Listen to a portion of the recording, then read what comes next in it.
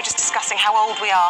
Oh, what a privilege Isabel's it is. ancient, aren't you? I am, yeah. A lot of work done. Yeah, I'm actually 65. Looking good for it.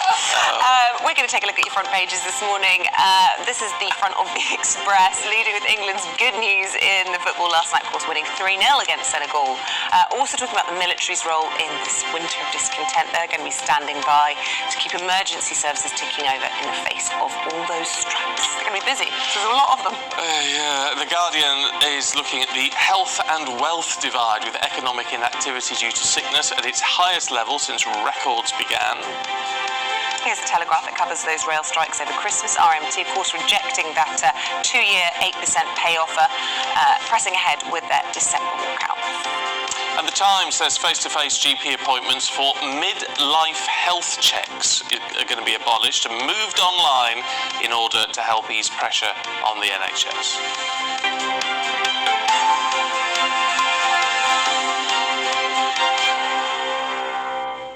Midlife health checks that we're all entitled to and not any of us get or knew about, which is not. It was a thing. Well, now we do, so we're going to put even more pressure on the NHS.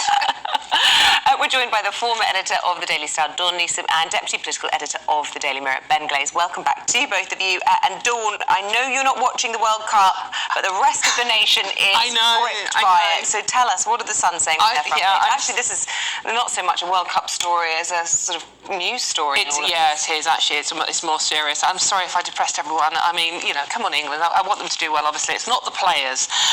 Talking of the players, this is England's Raheem Sterling, who had to fly home urgently from the World Cup last night after he was notified that his house, which I think is in Surrey, had been raided by armed raiders, and his fiancée, Paige Millian, and their two little boys, who I think 3 and 5, were at home while this happened.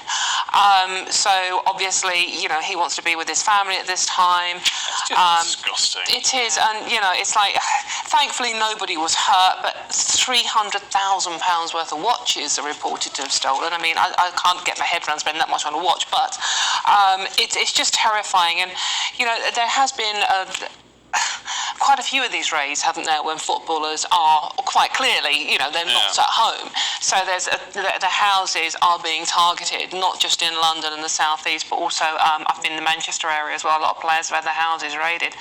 And these gangs don't mess around. They come in and these are serious criminals. They're proper criminals, yeah. They're armed. They tie. If there's anyone in, the residents up. The only thing is that the burglars, armed raiders in this case, may have thought that Paige and the boys were still out in Qatar because they had posted social media pictures from out there saying, here we are supporting daddy, etc. So they may have thought that the house was empty. But this is the thing as well, and the police are saying in this particular piece that so many very wealthy people, not just footballers, are posting so much on social media now. It's like, here's me on my latest holiday in the Bahamas, whatever, that they're literally an open invitation to burglars. Oh, yeah. Utterly terrifying for anyone in that situation, but for children who are already afraid of the dark, typically monsters under the bed, whatever it be.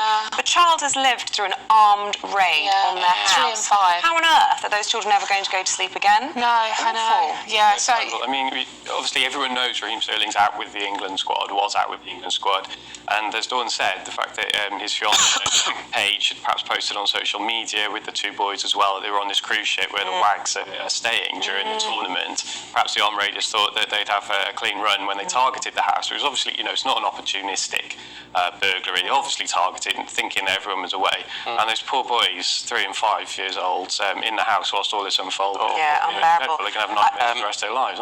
Let's have a look at the Times, Ben, should we? I mean, their headline writers have had a field day, haven't they? Met Office brace for lightning strikes as pay storm gathers. Yeah, it's a gift for the pun sub-editors writing those headlines in the Times, isn't it? I mean, it looks like the Met Office is going to become the latest area of the public sector to go out on strike, with the Prospect Union balloting for action. What do they want? Better weather? Tell me all what better weather.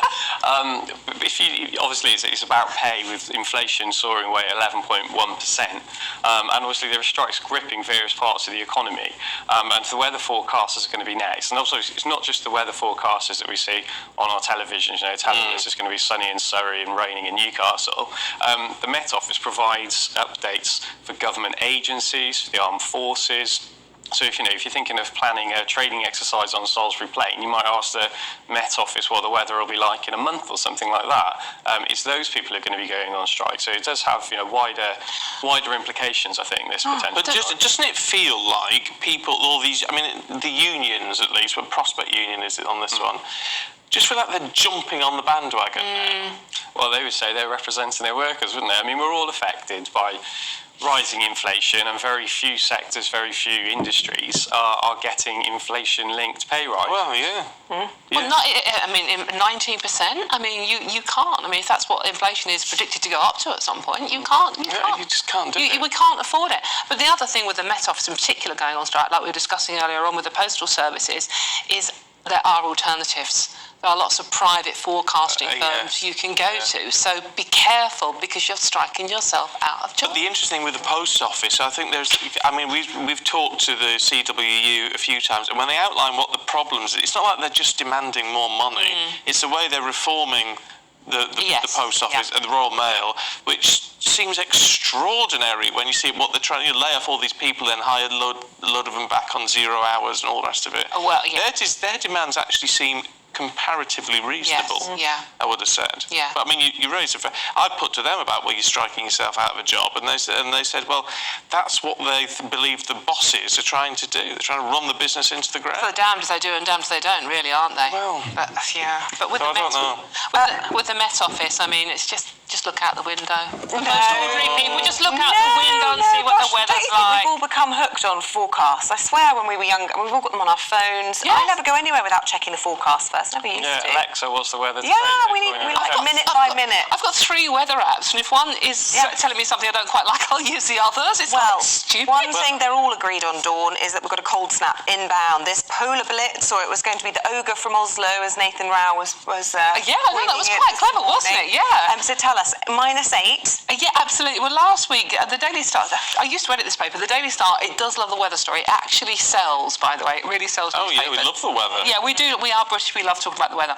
But last week, Karen, we had a story about how we were going to get 4 inches. Do you remember that one, Steve? Yes, I do. Yes. That hasn't happened yet either, has it? But no, it's the coldest Christmas for 12 years, a 1,500-mile polar blitz, -8 degrees, 3-week freeze and snow. And now that is actually colder than St. Petersburg, where it's only -2 predicted over the next few weeks. So it's like, as you say, we're all obsessed by the weather, and it's like, the serious side, as you were discussing earlier, is, make precautions, take precautions, make sure you're wrapping up warm, keep an eye out for elderly people, etc., etc. But I just like the idea of a white Christmas. I'm sorry. Well, yeah, so do I. Can't we?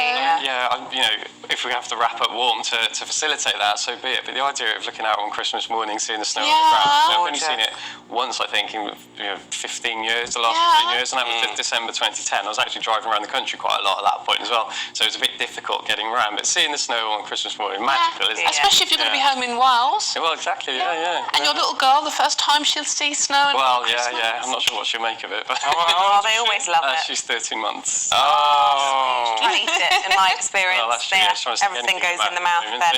I hope you've told Father Christmas that she's arrived. We actually had a bad experience with Father Christmas last night. Turns out she's not a huge fan of Father Christmas. Really? They grow into it. I don't know. They grow into it. Oh, did she? Oh, she met one, did she? She did, yeah. Oh, but not the real one. Yeah, Possibly not they the can real be one. quite terrifying. But all bearded men. the little kids have got that picture when they're very young, like your daughter, of meeting Santa for the first time. Not the real one, obviously. He's busy at the moment.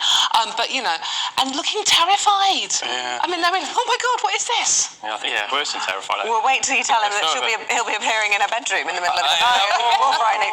Right, we'll leave it at that. Dawn, Ben, thank you both very much. We'll see you. I know we've got to move on, I'm afraid. We'll have more after 8:30. Dawn and Ben.